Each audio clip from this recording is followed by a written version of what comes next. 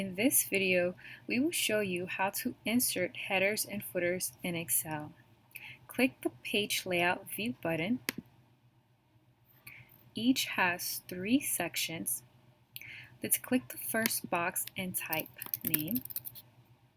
Now let's click the box on the right and enter the current date by clicking the Current Date button. Click in the worksheet. Let's enter a page number. Click the footer box on the right and click the page number button. Click in the worksheet. Let's change the font and color of the name.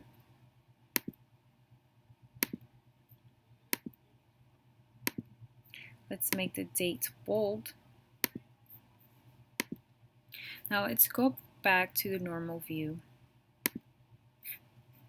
If you would like to make changes to the headers and footers, simply click the Page Layout View button. The layout shows how it will be printed on the page. If you like this video, give it a thumbs up and subscribe for upcoming videos for quick and easy demonstrations. Click the bell icon to get notified as soon as a new video is posted.